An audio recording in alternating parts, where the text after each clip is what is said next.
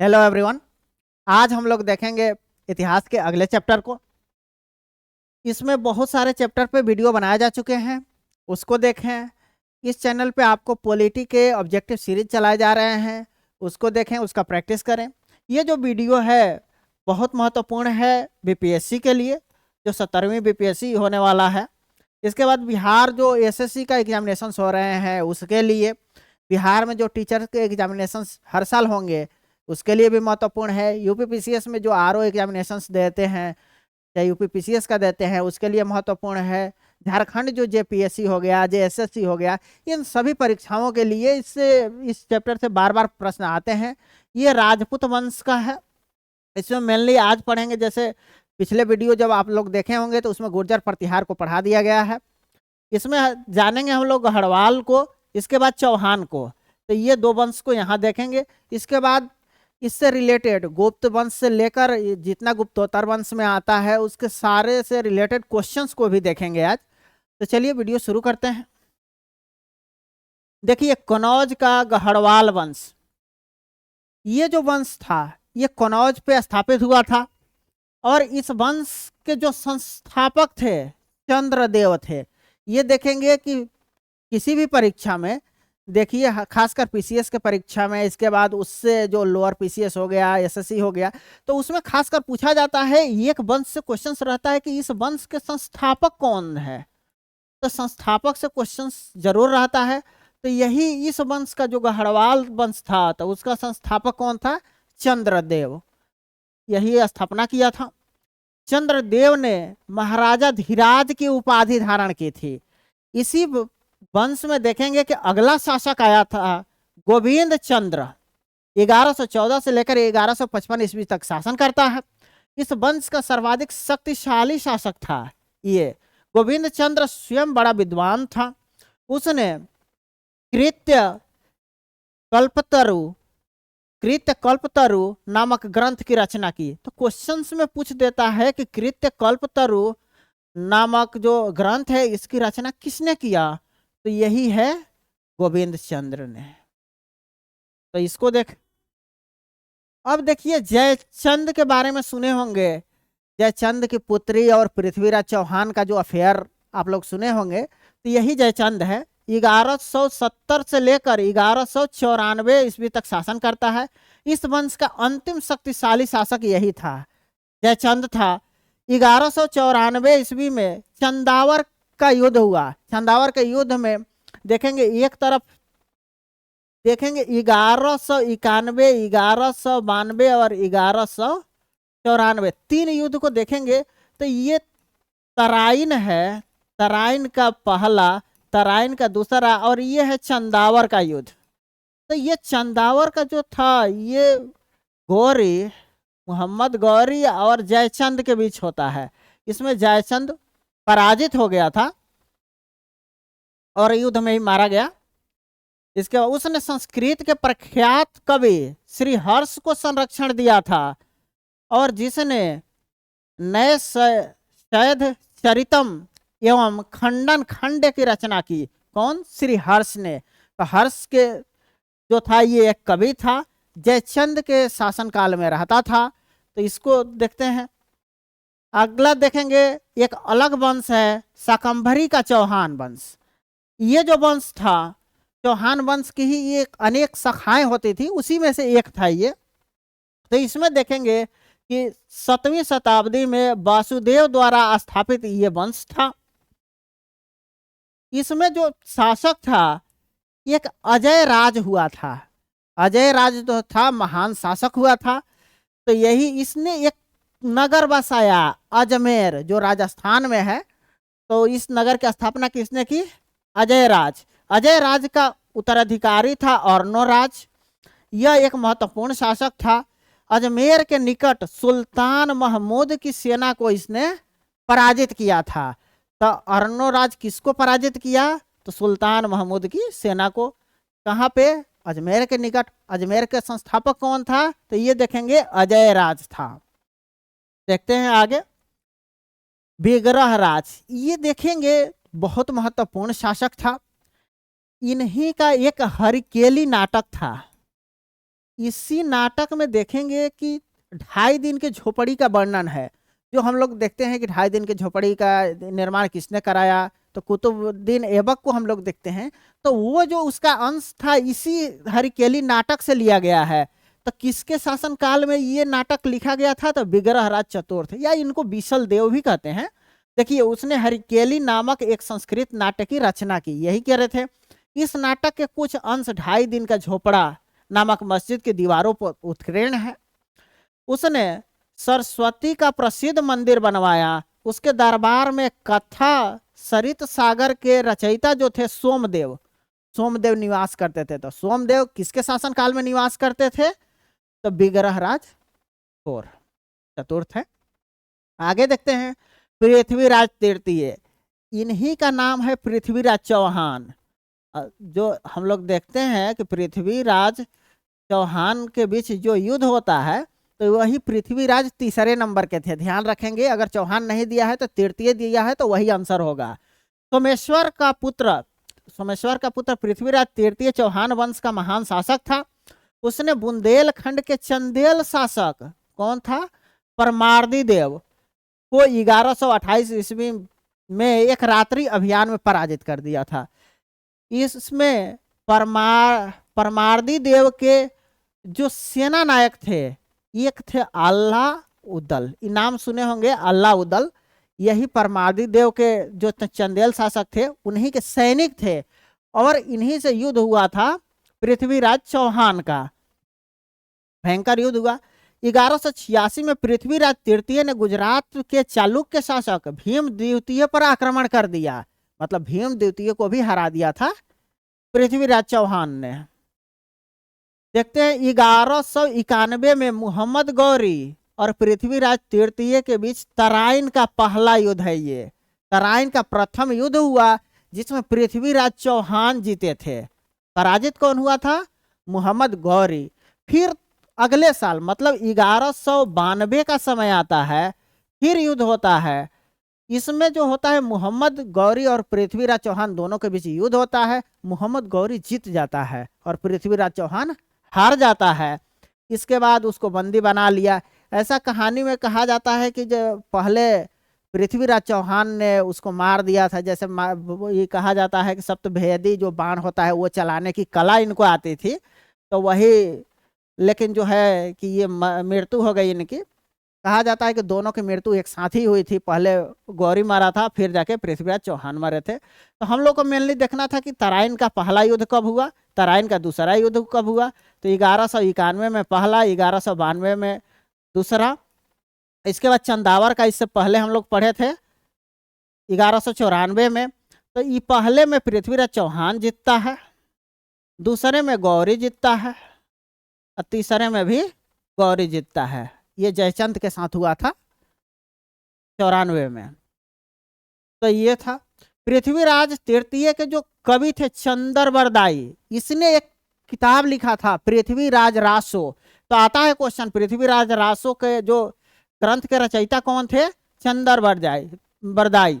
इसके बाद देखिएगा पृथ्वीराज विजय, ये भी एक किताब है।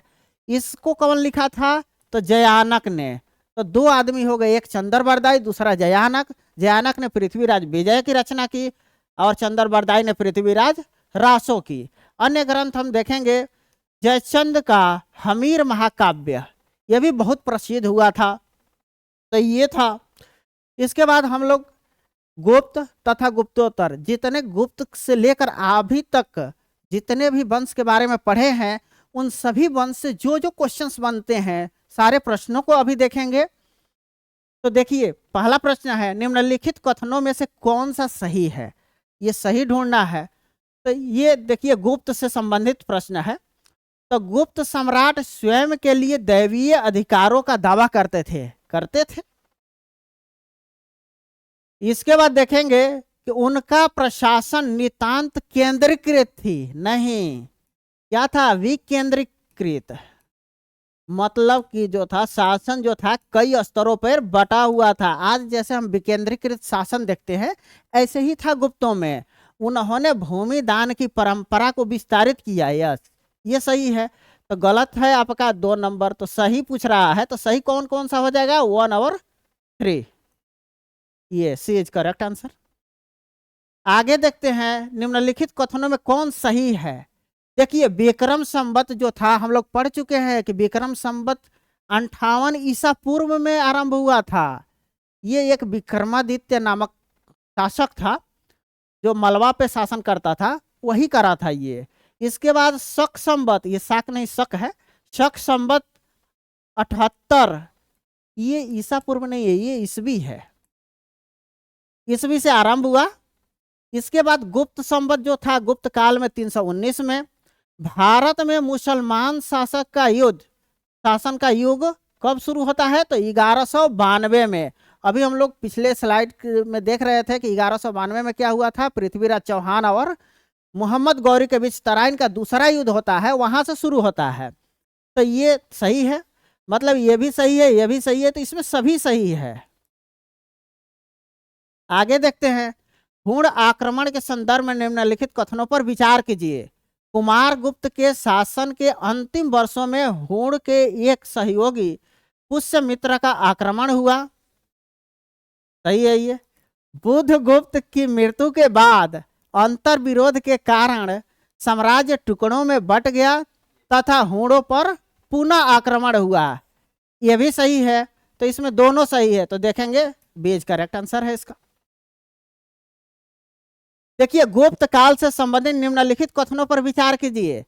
ये जो प्रश्न है कि एक प्रश्न में कई कई प्रश्न बनते हैं, तो इसको अगर आप सॉल्व करते हैं तो एक एक लाइन का प्रश्न है, तो ये सभी जितना भी आप चैप्टर पढ़े हुए हैं सबका रिवीजन हो जा रहा है यहाँ। तो गुप्त काल में विकेंद्रीकरण, अभी हम लोग पिछले पढ़े थे कि विकेंद्रीकरण सत्ता थी, तो विकेंद्रीकरण की प्रवृत्ति व्यापार वाणिज्य में गिरावट का संकेत देती है। ये सही है कि गिरावट इसीलिए हुआ था, अगर केंद्रीकृत शासन हुआ रहता तो ये नहीं होता। गुप्त काल में जिस क्षेत्र से होकर सेना जाती थी वहां के लोगों को उसे एक प्रकार का कर देना पड़ता था जिसे सेना भक्त कहते थे, यह भी सही है। तो इसका आंसर क्या हो जाएगा? बी हो जाएगा, 1 और 2 दोनों हो जाएगा। आगे देखते हैं समुद्रगुप्त से संबंधित। समुद्रगुप्त ने उत्तर राज्यों के, उत्तर भारत के 9 राज्य, हम लोग जब पढ़ रहे थे तो उसमें पढ़े थे कि ये जो अपना इंडिया हो गया, तो ये दक्षिण के 12 और उत्तर के 9 शासकों को समुद्रगुप्त ने पराजित किया था। तो यही है कि उत्तर भारत के 9 शासकों को पराजित किया। समुद्रगुप्त ने दक्षिण भारत के जो था दक्षिण पथ के 12 राज्यों पर विजय प्राप्त कर स्वतंत्र शासन किया और फिर उन्हें राजा बनाया। मतलब ये जो है कि ये दोनों सही है, दक्षिण भारत के 12 पे और उत्तर भारत के 9 राज्यों पर शासन किया, तो इसमें भी 1 और 2 दोनों सही है। आगे देखते हैं सती प्रथा का अभिलेखिक साक्ष्य प्राप्त हुआ किस अभिलेख से? तो हम लोग भानुगुप्त के बारे में जब पढ़ रहे थे तो उसका एक अभिलेख था एरन, तो यही एरन अभिलेख से इसका साक्ष्य प्राप्त होता है, हम लोग पढ़ चुके हैं इसको।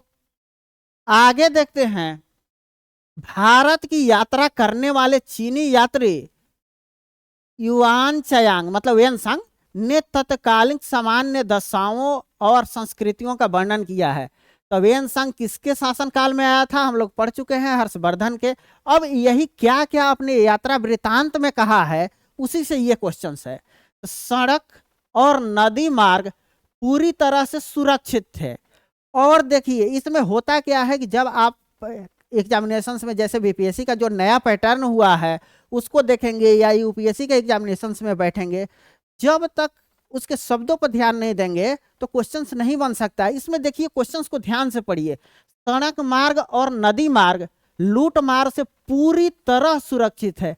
अभी भी देखते हैं कि आज के जो विकेंद्रीकरण हम लोगों का शासन चल रहा है इसमें भी संभव नहीं है, तो उस टाइम कहाँ से संभव होगा? तो ये ऐसे ही करा जाता है, ये गलत है। तो पहला गलत हो गया, इसका मतलब ये कट गया और ये कट गया, ये सभी भी कट गया। जब 1 1 3 में कट गया तो आंसर क्या होगा? ऐसे ही आंसर निकाला जाता है। मतलब बहुत आसानी से आप इसको कर सकते हैं। देख लेते हैं दूसरा, जहां तक अपराधों के लिए दंड का प्रश्न है, अग्नि जल और विष द्वारा सत्य परीक्षा किया जाना ही किसी भी व्यक्ति की निर्दोषता और दोष के निर्णय के साधन थे। सही है।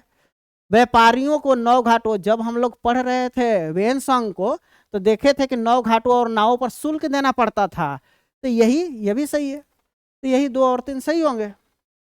अगला क्वेश्चन देखते हैं, AIS 2012 में पूछा हुआ है, प्राचीन कालीन भारत में हुई वैज्ञानिक प्रगति के संदर्भ में निम्नलिखित कथनों में से कौन सही है। यह ब्रैकेट नहीं है, निम्नलिखित कथनों में से कौन सही है।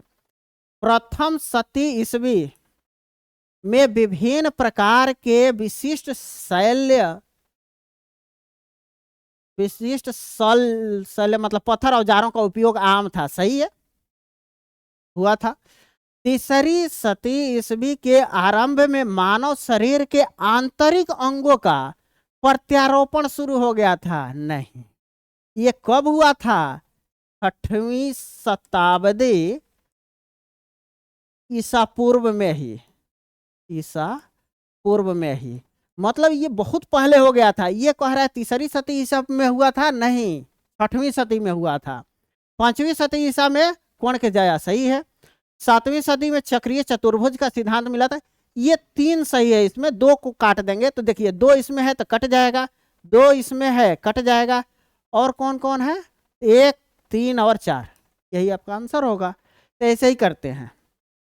आगे देखते हैं, निम्नलिखित में किसने राष्ट्रकूट साम्राज्य की नींव डाली। जैसे मैं बार बार बोल रहा था कि वंश जो था उसके संस्थापक से प्रश्न बार बार पूछे जाते हैं।